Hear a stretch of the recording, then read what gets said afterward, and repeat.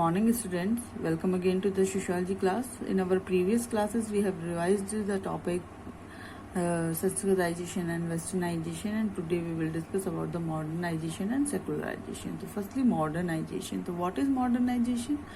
तो बच्चों modernization is a revolutionary change leading to the transformation of traditional society into a technological और civilize society.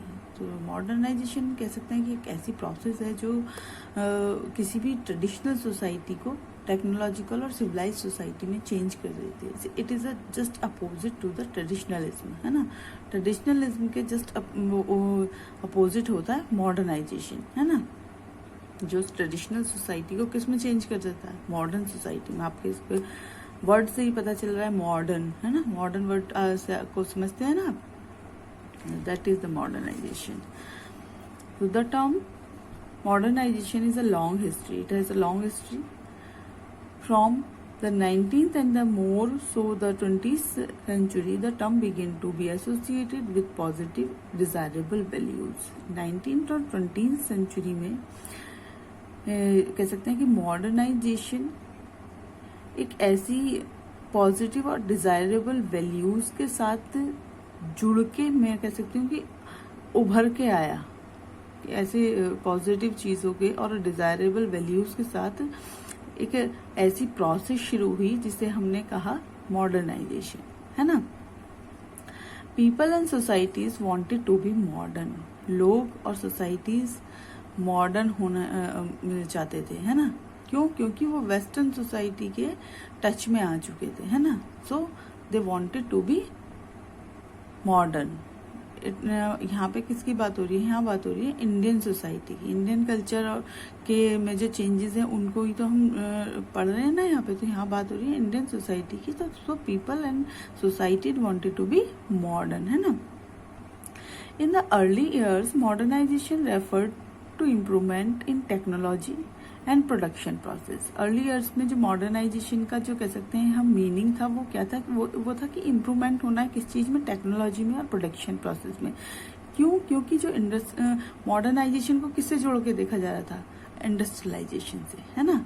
क्योंकि technology का उस टाइम पे बहुत ज़्यादा कह सकते हैं कि टेक्नोलॉजी डेवलप हो रही थी उस समय, है ना. नई नई चीज़ें इन्वेंशन हो रही थी. तो उनको अडॉप्ट करना ही उस टाइम पे क्या माना जा रहा था? मॉडर्नाइजेशन, मॉडर्न होना. और जो प्रोडक्शन प्रोसेस है उसमें इम्प्रूवमेंट, उसमें डेवलपमेंट, ये चीज़ें मॉडर्नाइजेशन के उसमें कह सकते हैं कि कॉन्टेक्ट में देखी जा रही थी उस टाइम पे, है ना. Increasingly, however, the term had a wider uses. और बाद में क्या हुआ कि इस टर्म को वाइडली यूज किया जाने लगा. जो हम देख रहे थे कि इस टर्म को शुरुआती जो ईयर्स थे उनमें हम देख रहे थे मॉडर्नाइजेशन को किससे जोड़ के? टेक्नोलॉजी और प्रोडक्शन प्रोसेस में डेवलपमेंट के साथ जोड़कर देख रहे थे. अब इसका इम्पैक्ट हर एस्पेक्ट पे देखा जाने लगा, है ना. It referred to the path of development that much of West Europe or North America has taken. और ये जो पाथ था ये किस पाथ को रेफर करता है? ये उस पाथ को रेफर करता है जिसमें जो कि डेवलपमेंट के जिस पाथ को किसने अपनाया था? यूरोप और नॉर्थ अमेरिका ने, है ना. जो मॉडर्नाइजेशन के जिस कह सकते हैं कि पाथ पे चले वही ये उसी को रेफर करता है. And suggested that other societies both have and ought to follow the same path of development. और दूसरी सोसाइटीज को भी यही कहता है कि आपको भी यही इसी डेवलपमेंट के इसी पाथ पे चलना चाहिए जिसपे कौन चले? यूरोप और नॉर्थ अमेरिका. जिससे कि वो बाद में क्या हो गए? मॉडर्नाइज्ड हो गए, सिविलाइज्ड सोसाइटी बन गए. तो ये जो मॉडर्नाइजेशन है ये कहता है कि आप भी उसी पाथ पे चलो जिसपे कौन चले? यूरोप और नॉर्थ अमेरिका. जिसके बाद वो मॉडर्न कंट्रीज हो गए या फिर हम कह सकते हैं कि सिविलाइज कंट्रीज हो गए, है ना. But in India you can देखो व्हाट काइंड ऑफ मॉडर्निटी दे. यहाँ पे बात हो रही है अपर कास्ट की, है ना. They pretend to be modernized as long as they are in the service of the British government. India में क्या हुआ कि जो अपर कास्ट के लोग थे वो ये प्रिटेंड करते थे कि हम मॉडर्न हैं, जबकि वो मतलब ब्रिटिशर्स की जब सर्विस में थे तो वो ये प्रिटेंड करते थे कि हम क्या हैं, मॉडर्न हैं। The moment they retire and claim their pensions they get into their brahmanical touch me not retire. लेकिन जैसे ही वो रिटायर होते हैं और अपनी पेंशन ले रहे होते हैं तो उस टाइम पे क्या होता है, वो अपने उसी ब्राह्मणिकल रूप में आ जाते हैं और उसी टच मी नॉट रिटायर में, जो वो कहते हैं ना अनटचेबल के साथ की टच नहीं होना है, तो वो अपनी उसी ट्रेडिशनलिज्म में आ जाते हैं, मॉडर्निटी को छोड़ते। तो इंडिया में जो मॉडर्निटी है वो इस टाइप की है ना। कास्टिज्म को लेकर जो मॉडर्निटी थी वो इस टाइप की थी कि जब तक वो ब्रिटिशर्स के साथ वर्क कर रहे थे तो वो प्रिटेंड कर रहे थे कि वो मॉडर्न है, लेकिन जैसे ही वो रिटायर हुए अपने उसी ब्राह्मणिकल कह सकते हैं कि स्वरूप में वापस आ गए और उसी तरीके से उनकी जो ट्रेडिशनलिटी है वो वापस आ गई, है ना। देखिए रुडोल्फ ने 1967 में मॉडर्निटी को लेकर क्या कहा है कि modernity assumes that local ties and parochial perspectives give way to universal commitments and cosmopolitan attitudes. की जो मॉडर्निटी है उसमें जो कह सकते हैं कि पैरोकल पर्सपेक्टिव्स होते हैं, वो जो लोकल पर्सपेक्टिव होते हैं वो क्या हो जाते हैं, वो वीक हो जाते हैं और उसकी जगह कौन ले लेता है, यूनिवर्सल कमिटमेंट्स, है ना। यूनिवर्सल कमिटमेंट्स और कॉस्मोपॉलिटन एटीट्यूड्स उनकी जगह ले लेते हैं। और बच्चों ये जो पैरोकलाइजेशन है ना, ये जो वर्ड है पैरोकलाइज, ये एक प्रोसेस है जो किसने, M.N. श्रीनिवास ने दी थी। उसके अकॉर्डिंग तो था कि जो लोकल है वो ग्लोबल हो जाता है ना। जो चीज़ें लोकल हैं वो ग्लोबल जब हो जाती हैं तो उस प्रोसेस को पैरोकलाइजेशन कहा जाता है ना। That the truths of utility, calculation and science take precedence over those to the emotions, the sacred and the non-rational। और क्या होता है मॉडर्निटी में कि जो यूटिलिटी, कैलकुलेशन, साइंस है ना, टेक्नोलॉजी कह सकते हैं हम, वो उनकी इम्पोर्टेंस बढ़ जाती है किससे ज़्यादा, इमोशंस और जो ये सेक्रेडनेस होती है और जो नॉन रैशनल थिंकिंग होती है लोगों की, उसकी अपेक्षा जो कह सकते हैं कि इम्पोर्टेंस बढ़ जाती है, वो किस चीज़ की बढ़ जाती है, यूटिलिटी, कैलकुलेशन, साइंस, टेक्नोलॉजी, इनकी इम्पोर्टेंस लोगों के लिए ज़्यादा बढ़ जाती है ना। That the individual rather than the group be the primary unit of society and politics. और सोसाइटी और पॉलिटिक्स में भी इंडिविजुअल पर्सन की इम्पोर्टेंस ज़्यादा होती है ग्रुप की अपेक्षा, है ना।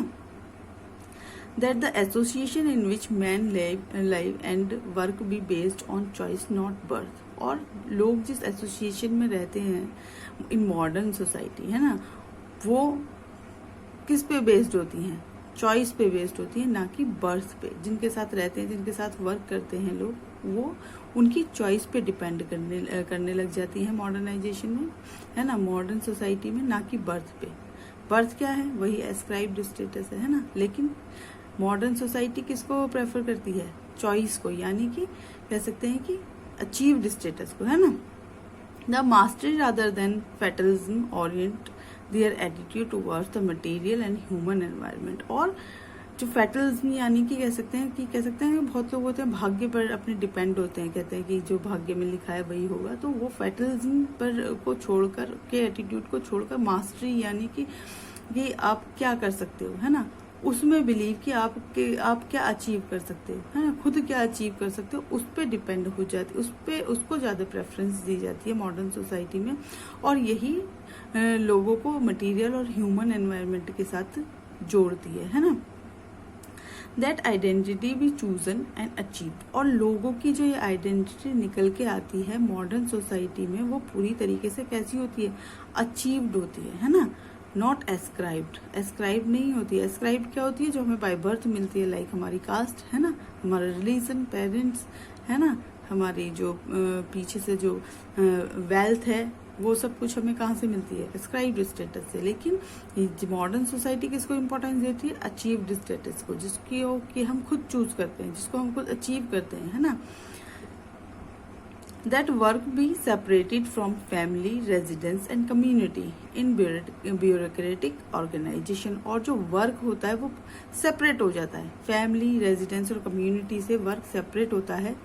जैसे कि पहले एग्रीगेरियन सोसाइटीज होती थी, है ना, और इंडस्ट्रियलाइजेशन से पहले एग्रीगेरियन सोसाइटीज थी इंडिया में। इंडिया एक कह सकते हैं ग्राम प्रधान देश था, तो वहाँ पे सारा जो वर्क था, एग्रीकल्चर ट्रेड जो था वो एग्रीकल्चर बेस्ड था ज़्यादातर, है ना। तो जो वर्क था वो भी कैसा था, वर्क प्लेस और कह सकते हैं कि रेजिडेंस में कोई डिफरेंस नहीं था। जो लोग घर के थे वही सब लोग एक साथ मिलके जो कह सकते हैं कि जो उनके खेत होते थे, फील्ड्स होते थे, उसमें साथ मिलके काम करते थे, तो उसमें कोई डिफरेंस नहीं हुआ था। लेकिन मॉडर्न सोसाइटी में इसमें डिफरेंस होने लगा, वर्क प्लेस अलग होने लगे और घर में और वर्क प्लेस में डिफरेंस होने लगा, है ना। इसी तरीके से कह सकते हैं कि जो फैमिली है और फैमिली, रेजिडेंस और कम्युनिटी सेपरेट हो गए और लोग एक ब्यूरोक्रेटिक ऑर्गेनाइजेशन में काम करने लगे, है ना। ठीक है, so these are the characteristic according to Rudolph and Rudolph, है ना। ये सब सारी कैरेक्टरिस्टिक उन्होंने बताई हैं। और क्या क्या हो सकती हैं, जैसे स्पेशलाइजेशन इन वर्क जो मैंने अभी बताया अभी आपको कि रेजिडेंस और फैमिली में डिफरेंस होता है, डिफरेंस हो गया मॉडर्न सोसाइटी में, है ना। सोशल मोबिलाइजेशन बढ़ा, न्यू वर्क वैल्यूज बढ़ी, मोबिलाइजेशन जो था वो एक क्लास से दूसरी क्लास में वो कैसा हो गया, इजी हो गया, है ना। इम्पर्सनल सोशल इंटरेक्शन में कह सकते हैं कि इम्प्रूवमेंट हुआ, मास education through the mass communication, और क्या कह सकते हैं, और जो साइंटिफिक नॉलेज है, टेक्नोलॉजिकल नॉलेज है, उसमें इम्प्रूवमेंट हुआ इन कह सकते हैं modern society. In other words, it means that people are influenced not just by local but universal context।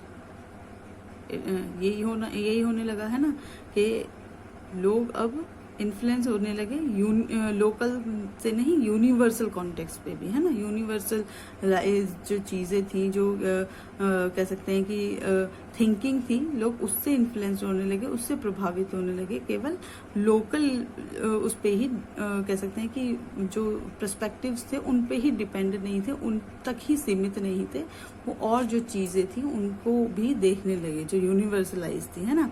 How you behave, what you think is no longer decided by your family और tribe और caste और community. अब कि आप किस तरीके से behave करेंगे, किस तरीके से आप सोचेंगे, ये आपकी फैमिली, ट्राइब और कम्युनिटी या फिर कह सकते हैं कास्ट डिसाइड नहीं करती थी। अब ये मॉडर्न सोसाइटी में ये एक इंडिविजुअल का अपना क्राइटेरिया हो गया था कि उसे क्या करना है, व्हाट जॉब यू विश, है ना, to do is decide not by the job your parents does but by what you wish to do. और आपको क्या जॉब करनी है, आप क्या जॉब करोगे, अब ये आपकी फैमिली डिसाइड नहीं करती इन मॉडर्न सोसाइटी में, ये अब आप खुद डिसाइड करते हो, है ना।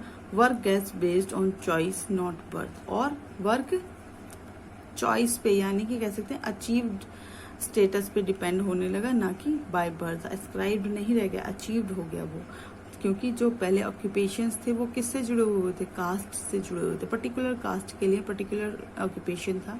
लेकिन मॉडर्न सोसाइटी, जैसे जैसे सोसाइटी मॉडर्न होने लगी वैसे वैसे जो रिस्ट्रिक्शंस थी कास्ट को लेकर कि पर्टिकुलर कास्ट पर्टिकुलर ऑक्यूपेशन ही करेगी, वो कम होने लगी, है ना। अब ये चॉइस पे डिपेंड करने लगा कि किसकी क्या चॉइस है, कौन क्या वर्क करना चाहता है ना। Who you are depends on what you achieve, not by who you are। और आपका जो स्टेटस है सोसाइटी में वो भी आपके जो आपने अचीव किया है उसके अकॉर्डिंग पोजीशन सेट होने लगी लोगों की, किसी भी इंडिविजुअल की पोजीशन सेट होने लगी सोसाइटी में according to the achieve status, not to the ascribed status. इससे नहीं कि आपके पेरेंट्स क्या करते हैं, आपके पेरेंट्स क्या हैं, उससे आप नहीं पहचाने गए जाते। आज किससे पहचाने जाते हो, जो आप खुद अचीव करते हो, है ना। A scientific attitude gains ground, a rational approach matters. और एक कह सकते हैं कि साइंटिफिक एटीट्यूड की इम्पोर्टेंस होने लगी, जो रैशनल अप्रोचेस की थी वो मैटर करने लगे। लेकिन इन सब के बीच में इज दिस एंटायरली ट्रू? जो हमारी इंडियन सोसाइटी है, क्या उसमें ये सब चीज़ें जो मॉडर्न सोसाइटी को लेकर जो मैंने अभी तक आपको बताई, क्या वो सब सही हैं? देखो, take any matrimonial column from any newspaper or website like shaadi.com and try and see the pattern. How often is caste और community mentioned? If it is mentioned many times, does it mean that caste continues to play the same kind of role as it did traditionally, or has the role of caste changed? देखो, अब आप किसी भी इसमें एक activity दी हुई है, activity क्या दी हुई है, इसमें ये एक क्वेश्चन रेज हो रहा है कि किस तरीके की, क्या जो हम मॉडर्निटी चिल्ला रहे हैं, क्या वाकई में सोसाइटी जो हमारी इंडियन सोसाइटी मॉडर्न हो रही है? देखिए कि कोई भी आप मैट्रिमोनियल कॉलम आते हैं ना न्यूज़पेपर में, क्लासिफाइड, उसमें मैट्रिमोनियल कॉलम्स भी आते हैं, है ना, या फिर shaadi.com पे आप देख सकते हैं, तो आप उसका पैटर्न देखिए किस तरीके से उसमें बार बार मेंशन किया जाता है कि ये जात कि पर्टिकुलरली दिया जाता है ब्राह्मण्स चाहिए या क्षत्रिय या स्वर्णकार हैं, वो सब कुछ डिफरेंट लिखा हुआ होता है कि सबकी कास्ट, मतलब कास्ट और कम्युनिटी उसमें लिखी हुई होती है कि इस कास्ट के जो है ब्राइड चाहिए, ग्रूम चाहिए, उसमें लिखा हुआ होता है, मेंशन हुआ होता है. तो क्या हम क्या कह सकते हैं कि किस तरीके से सोसाइटी हमारी मॉडर्न हो रही है, जबकि उसमें वही ट्रेडिशनल कास्टिज्म चल रहा है? क्योंकि क्या एक करेक्टरिस्टिक है कास्ट की, एक रिस्ट्रिक्शंस है कह के कि कास्ट जो होती है वो कैसे एंडोगेमी होती है, यानी कि अपनी ही कास्ट में शादी करनी है, मैरिज जो होनी है अपनी कास्ट में होती है. तो कहाँ यहाँ मॉडर्निटी कहाँ रह गई है ना? मॉडर्निटी कह रही है कि हम खुद चूज कर रहे हैं चीज़ों को, यहाँ वो कह रहे हैं कि पर्टिकुलर कास्ट का ही ग्रूम या ब्राइड चाहिए, है ना. In India often the job we do is not by choice, but in India because of casteism जो जॉब है, ऑक्यूपेशन है, वो अकॉर्डिंग टू द कास्ट करना होता है ना. अब तो खैर ऐसा नहीं है, पहले यही होता था कि कोई भी अपनी ऑक्यूपेशन को चूज नहीं कर सकता था, है ना. Scavengers does not choose his और हर वर्क, और जो स्कैवेंजर्स होते हैं यानी कि जो सड़क से कूड़ा करकट साफ करते हैं, वो लोगों को अपनी जो जॉब है उसको चूज नहीं कर सकते. उनके लिए ट्रेडिशनली यही हो गया है कि उनको यही वर्क करना है ना, वो इसी वर्क के लिए बने हुए हैं, उनको यही वर्क करना है. We often marry within caste और कम्युनिटी, और कास्टिज्म की वजह से क्या है कि मैरिज कहाँ करनी है, अपनी ही कास्ट में, अपनी ही कम्युनिटी में करनी है, क्योंकि कास्ट कैसा एंडोगेमी एक कह सकते हैं कि ग्रुप है, उसमें ही क्या करनी है, सिस्टम है, उसी में शादी करनी है, अपनी ही कास्ट में, अपनी ही कम्युनिटी में शादी करनी है. जबकि मॉडर्निटी क्या कहती है कि आप चूज कर सकते हो, है ना. रिलीजियस बिलीव्स कंटिन्यू और डोमिनेंट अवर लाइव्स, और जो रिलीजियस एटीट्यूड्स हैं वो हो तो हमारी जो लाइफ है उसको क्या कहते हैं, बहुत ज़्यादा इन्फ्लुएंस करते हैं. हमारे बहुत सारी बिहेवियर जो है वो रिलीजियस एटीट्यूड से मेंटेन होते हैं, है ना. कब नॉनवेज खाना है, कब नहीं खाना है, कब हमें शूज़ लेकर मंदिर में नहीं जाना है, तो बहुत सारी चीज़ें हैं, नहा के ही पूजा करनी है. तो बहुत सारी चीज़ें हैं जो हमारी रिलीजियस बेस्ड हैं, जो हमारे एटीट्यूड्स हैं, बिहेवियर हैं, जो कि रिलीजन से चलते हैं, ठीक है ना. But at the same time we do have a scientific tradition. We also have a vibrant secular and democratic political system. But साथ ही साथ हम ये भी कह सकते हैं कि इतना सब कुछ होने के बाद भी जो मॉडर्निटी है वो इंडियन सोसाइटी में है, और जो कास्टिज्म जैसी ट्रेडिशनल करेक्टरिस्टिक है, तो साथ साथ साइंटिफिक ट्रेडिशन भी है हमारे पास, और एक वाइब्रेंट सेकुलर और डेमोक्रेटिक पॉलिटिकल सिस्टम भी है जो कि सेकुलर है ना. At the same time we have caste and community based mobilization, और कास्ट और कम्युनिटी बेस्ड मोबिलाइजेशन भी है, यानी कि जैसे हम कह रहे हैं कि जैसे क्लास वाइज तो कोई भी ऊपर नीचे कह सकते हैं कि जा सकता है. अपर क्लास के लोअर क्लास में आ सकते हैं, लोअर क्लास से अपर क्लास में अचीवमेंट के द्वारा जा सकते हैं, है ना। और कास्ट मोबिलाइजेशन भी हम कह सकते हैं कि जैसे कि मैरिज को ही लेते हैं कि ज़रूरी नहीं है कि अब अदर कास्ट में मैरिजेस नहीं हो रही हैं, बहुत सारी जो कम्युनिटीज़ हैं, बहुत सारी कास्ट हैं, वो मैंने अभी आपको बताया था, पिछले अभी एक्टिविटी दी थी ना यहाँ पे, ये जो एक्टिविटी दी थी इसमें के बताया था कि न्यूज़पेपर में कहते हैं पर्टिकुलर कास्ट के ही ब्राइड या ग्रूम चाहिए, तो वहीं पे एक छोटा सा कॉलम ये भी होता है कि कास्ट इज नो बार, कि कास्ट का कोई बंधन नहीं है।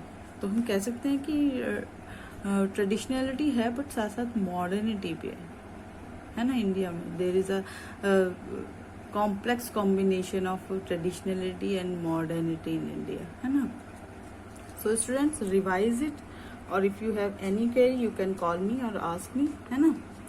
और the lecture is over now. We will continue this chapter in the next lecture and we will discuss about the secularization. So read it, okay. Jai Hind, bye bye.